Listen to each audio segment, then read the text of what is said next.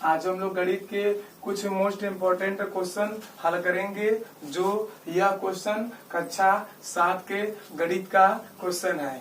आप लोग इस क्वेश्चन को अच्छे से समझिए और अच्छे से हल करिए। दोस्तों, हम लोग जानते हैं यह क्वेश्चन त्रिभुज से जुड़ा हुआ है। यह क्वेश्चन त्रिभुज से जुड़ा हुआ है। आप लोग ये जो बगल में दिख रहा है, जो बगल में नोट करके सभी को आप लोग कॉपी कलम लेकर इसे अच्छे से याद कर लीजिए और अच्छे से पढ़िए।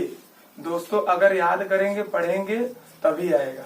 ठीक है, इस जो बगल में लिखा गया है इसे अच्छे से याद करिए। ठीक है, आइए दोस्तों हम लोग इस प्रश्न को अच्छे से हल करते हैं। ध्यान दीजिएगा, अगर दोस्तों ध्यान नहीं देंगे तो यह क्वेश्चन आने वाला नहीं है। ठीक है, देखिए दोस्तों, चूंकि त्रिभुज के तीनों कोणों का योगफल 180 अंश होता है।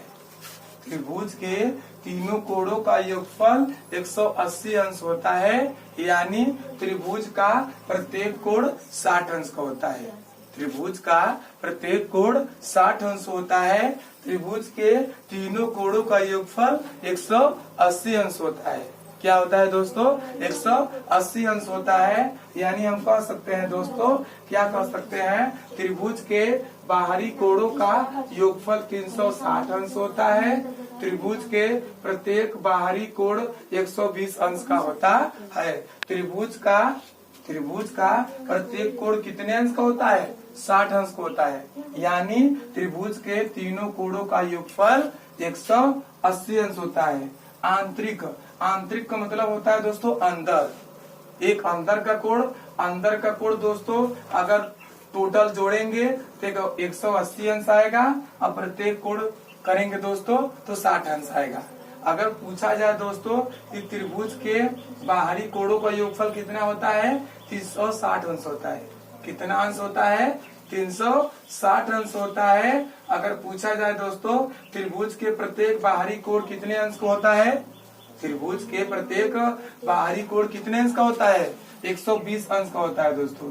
120 अंश, 120 अंश, 120 अंश, कुल मिलाकर 360 अंश का होता है। आइए दोस्तों, कोण ए प्लस कोण बी प्लस कोण सी बराबर 180 अंश। तब कोण ए कितने अंश का है?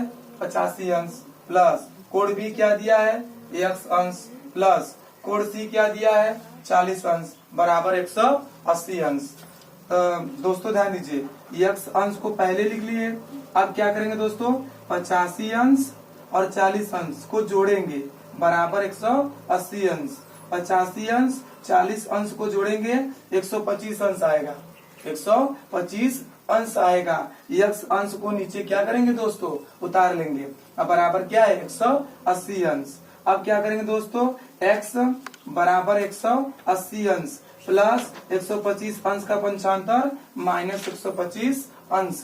x बराबर 180 अंश में से 125 अंश घटाएंगे तो आएगा दोस्तों 55 अंश। जो 55 अंश आएगा दोस्तों, यही दोस्तों तुम्हारा क्या हो जाएगा? उत्तर हो जाएगा। यानी इस प्रश्न का सही उत्तर क्या होगा दोस्तों? 55 अंश होगा।